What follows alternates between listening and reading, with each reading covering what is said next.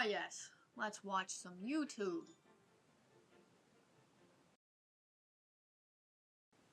I don't love the framing of chemicals being toxic. So,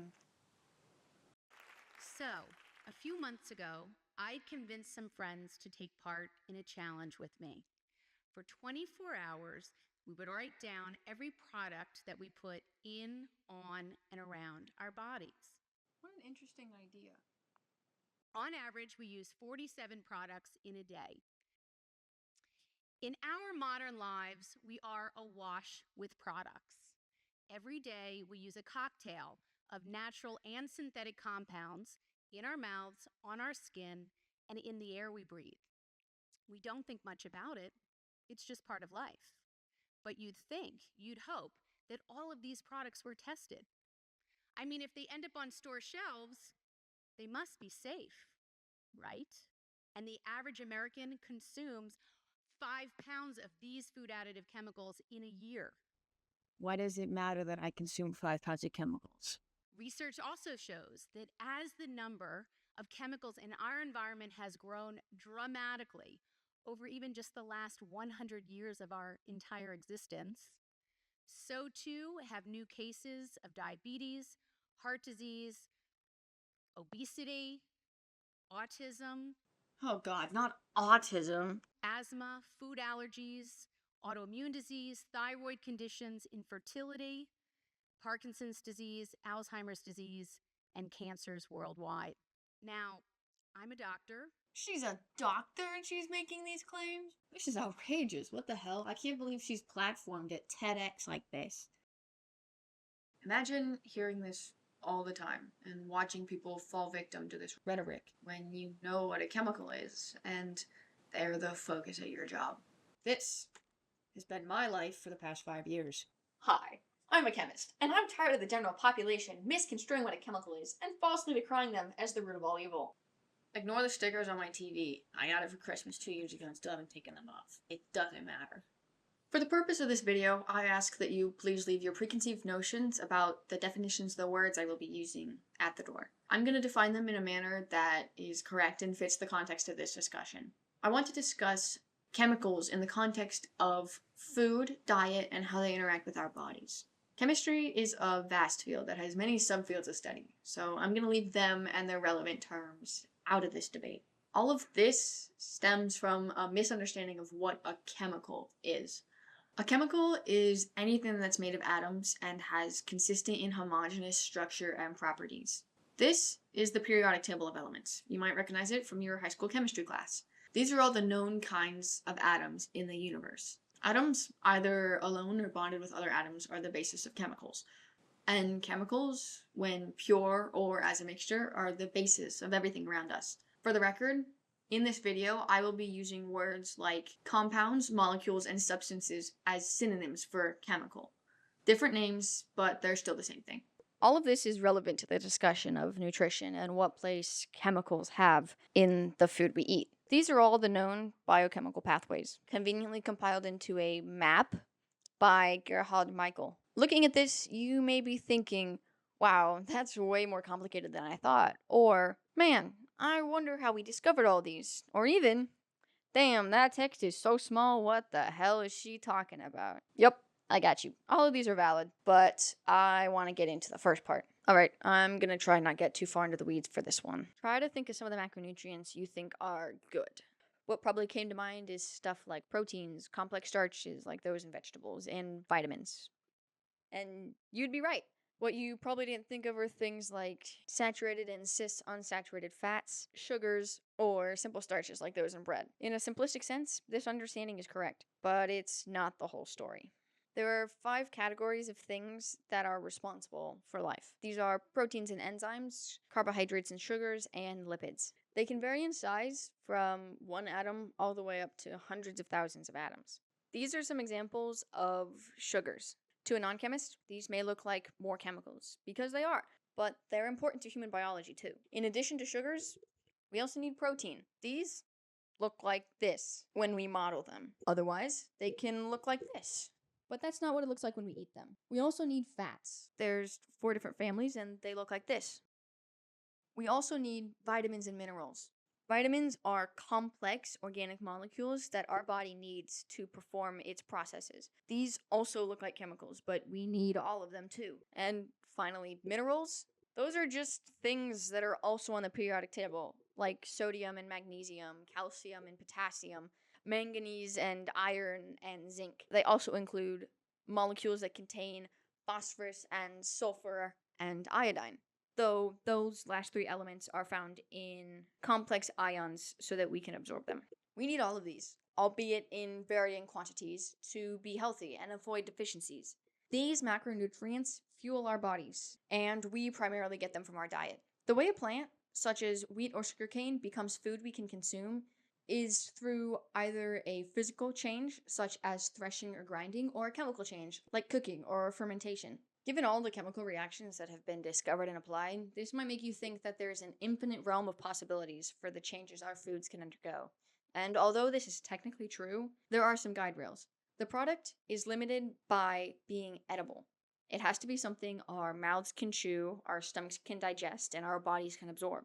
For example, Niall Red, a chemistry YouTuber, love that man by the way, has shown that latex gloves can be turned into grape soda or hot sauce simply by extracting and performing chemical changes on some of the compounds found in latex gloves. But that does not mean we can digest latex. We can't. It was these chemical changes that made it something that we can consume. The converse is also true. Glucose is something we can digest. You know it as sugar, and it's naturally produced by all plants. However, multiple glucose molecules can be linked together, either in nature or using organic chemistry, to form polysaccharides, which is just a fancy way of saying many sugars. And some are those we can digest, like starches, like amylose and amylopectin. But others, like those in celery and woody plants, form cellulose, and we can't digest those. This is because we're not equipped with the enzymes to break these specific complex polysaccharides down into something our bodies can absorb, even though other animals can. All of this is to say is that not all naturally produced things are materials we can eat, and that some artificially modified, naturally occurring, or artificially created materials are things we can eat. Beyond macronutrients, we've used chemicals to solve real health problems. Iodized salt helped eliminate abnormal thyroid enlargement. Vitamin D enriched milk reduced the prevalence of vitamin D deficiency, which in children can lead to soft bones, and that's called rickets. These are universally regarded as global public health successes. More often than not, chemicals have been leveraged to improve our health and lives. Okay, now that I've extolled all of the virtues of chemicals, it wouldn't be right to shove aside all of the examples of chemicals that have been found to be bad for humans that can be in food, whether occurring naturally or as a result of artificial chemical changes. Naturally occurring chemicals that are bad for us are not hard to find. Plenty of plants produce poisonous compounds, and a lot of beloved animals are venomous. A commonly known example of a plant producing an irritant that deters many animals from eating them are peppers, making capsaicin. We like spicy things. We like to eat these bad chemicals. Although they are not directly hazardous to our health, they should be, but we've evolved to be able to eat them. Another example is nightshades. Many of the plants in this family are poisonous or produce poisonous fruit. However, the family also includes fan favorites like tomatoes and potatoes. The reason these plants are slightly concerning is that they produce an alkaloid called solanine, which acts as a pesticide while they're growing, but can have minor negative effects on human health. A well-known example of harmful artificially produced macronutrients are trans fats. These kind of fats are mainly a result of the shortcomings of organic chemistry, but that is outside the scope of this video. Also, I'm not going to get into the biochemistry details of it, but trans fats are rare in nature, and as such, our bodies haven't evolved to have enzymes that can break down these trans fats. Due to their zigzag structure, they also have a higher melting point and can collect in arteries and cause heart disease. We have known about the negative effects of trans fats for 20 years, and they have mostly been removed by foods sold commercially. Another example of a chemical we used to add to foods in the 20th century is butter yellow. It's a dye that gets its color from the azo bridge between the two phenyl rings. The dye used to be added to margarine to make it look yellow and better resemble butter, but we later discovered that it can cause liver damage and even liver cancer. After this, we course corrected and banned it. Personally, Looking back on this, I'm a bit surprised they ever thought it would be okay for human consumption, since that azobridge is an automatic red flag for me. This kind of compound can readily react to form radicals, willy-nilly, with anything and everything, which can cause serious damage to your body. Fun fact though, radicals form naturally, and your body has natural methods of dealing with them that you've probably heard about, like antioxidants, one of which is vitamin C. So, if you're still wondering whether a natural or artificial substance is good, here's a handy guide. Like everything in life, it's not that simple. There's no hard and fast rule, and the answer is it depends for everything. This is not a unique time period we find ourselves in. People have been fear-mongering about chemicals for as long as chemistry has existed. In my opinion, the watershed moment for this was the publication and widespread consumption of Rachel Carson's Silent Spring. In this book, she claimed that a now infamous pesticide, DDT, was killing flora and fauna across the US and causing chronic illness and cancer in humans. Her main point ends up being that we need to return to a more natural state when humans, with their agriculture, were in harmony with nature, and that the domineering attitudes people had towards nature would ultimately be our downfall. She was onto something, and this was a valuable wake-up call that spurred the creation of many federal regulation agencies that have made our lives infinitely better. This has drastically improved the health of our lives and the environment. There's only one problem. The claims Carson made were not made with the data to back it up. In her book, DDT was made out to be much worse than it actually is, and the usage of any artificial chemical was demonized. As Paul Offit put it perfectly in his 2017 book, Pandora's Lab, this is one of my favorite books. Carson lobbied for a zero-tolerance policy for unnatural interference with the natural order. That's not how the world works. And as Offit pointed out, it was this simplistic approach to DDT that led to its ban in 40 countries. I'm bringing this up for two reasons. I believe that widespread anti-chemical sentiment in America can be traced back to Silent Spring. I also think that the message portrayed in that book echoes today in the demonization of even small amounts of questionable substances that find their way into our lives. Because of that shift, he started treating anything synthetic as dangerous, even when the science didn't say so. This has led to some of the biggest demons we face today. Vaccine hesitancy, distrust of medical institutions, a push towards non-pesticide treated foods called organic by lay people, which has its own issues, and, worst of all, Whole Foods. All of these issues are widely known, but there are some insidious side effects of the anti-chemical sentiment. Sometimes a zero-tolerance approach to consuming artificial substances will cause people to refuse treatment for mental health disorders or even cancer, opting for a more natural way to treat their malady. These people have good intentions, but they're based on false conceptions. Unfortunately, time and again, this has taken people's lives. In the US, bad diets have gone in and out of style since the country's founding, but recently there are more than ever because of social media. Most are predicated on the notion that something in everyday food is bad for you. And you may think, yeah, okay, maybe that's incorrect, but it's not harmful for them to have this opinion. But it is harmful to have this opinion. It's the kind of thing that can spawn orthorexia, the eating disorder, where you are incredibly specific about what you can and can't eat because you want to be healthy to an extent that it consumes you and your life. Another shifty subconscious consequence of this is it contributes to classism and racism surrounding what many paint to be unhealthy.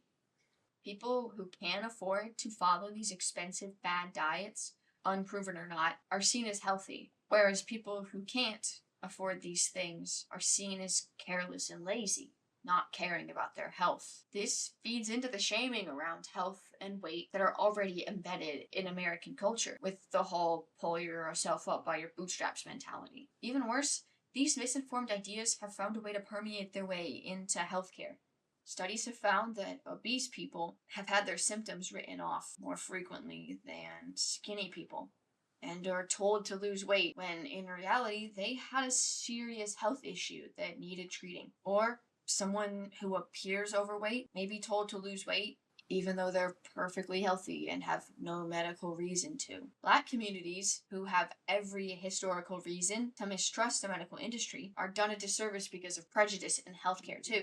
Furthermore, because fad diets and over healthy eating are seen as things for rich white women, health food stores like Whole Foods cater to that demographic, and as such, there is less access to allergen-free alternatives available in low-income neighborhoods. Crazy concept, but poor people can have food intolerances too. What's worse is that since the targets for these health foods are thought to be wealthy, companies charge an arm and a leg for them. This adds to the undue burden placed on people who need these options, but have to travel outside their neighborhood to get them, and then have to pay unnecessarily high prices for them. Oh no, I've discovered another avenue for classism. Who could have seen this coming? In all seriousness, this negatively impacts nearly everyone the mindset comes in contact with. All of this is to say that public misconceptions around food and health, with the help of social media, have led to the spread of misinformation and modern snake oil salesmen, with this year's class of macronutrients to demonize, and their quick fix that is typically not based on facts. In this case, everyone except the snake oil salesman is the victim. No one wins.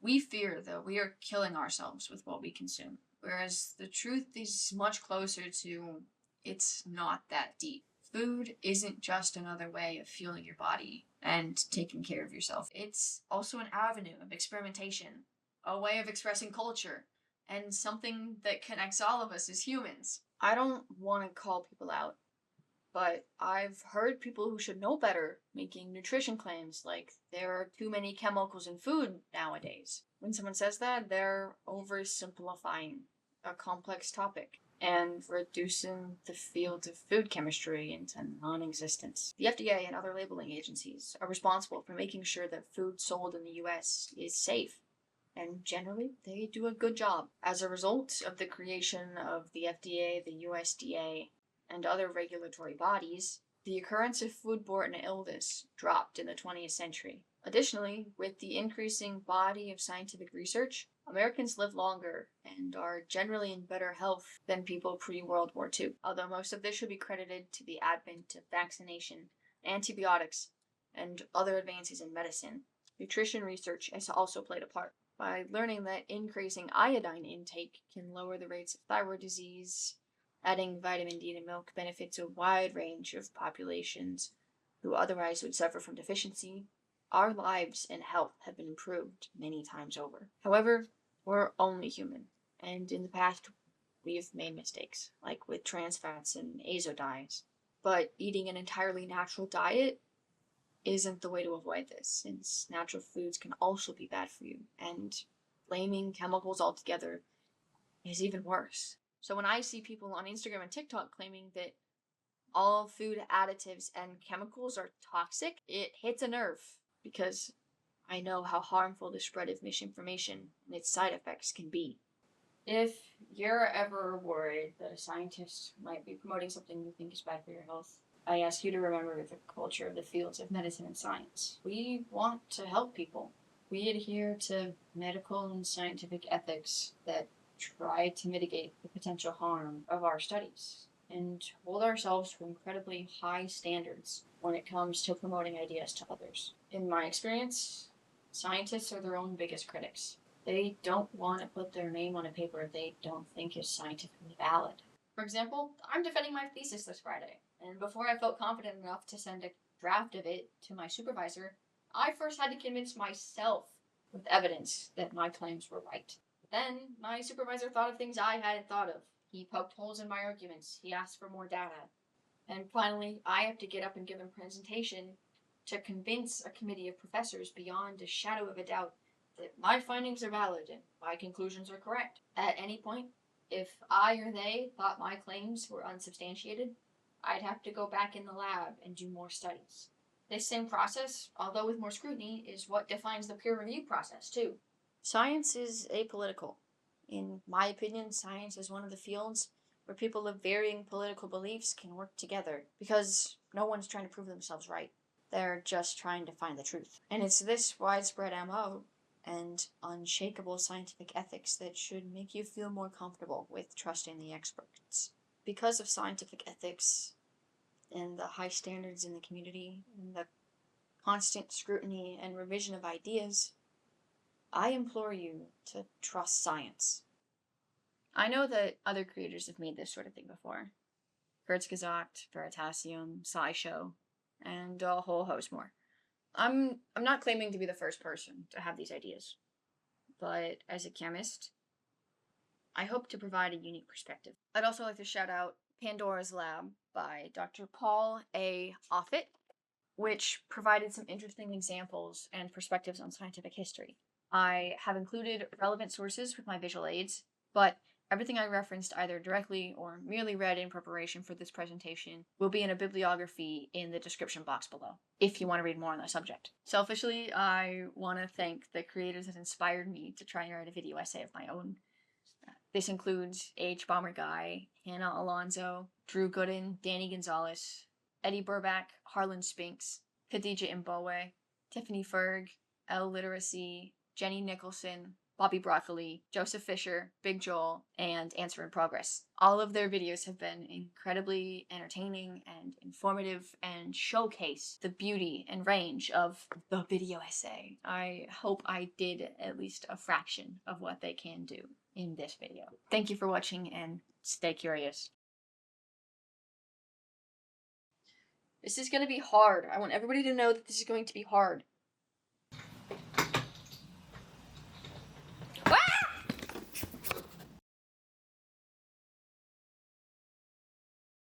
Oh wait, that's not how you frame things. I'm stupid.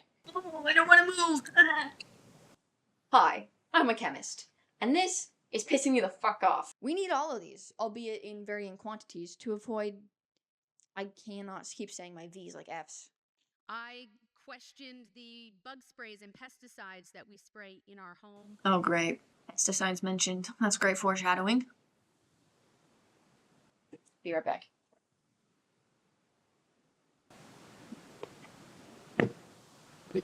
Whoa. Sorry, that was really loud.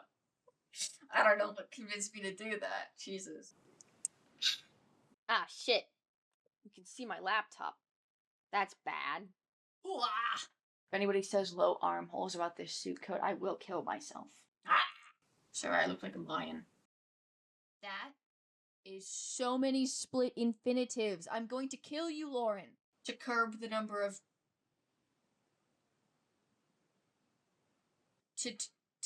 Wow. Shortly after, countries that had been using routine DDT spraying to curb the disease's spread by mosquitoes using routine DDT spraying ticked back up, and as a result, millions of people died.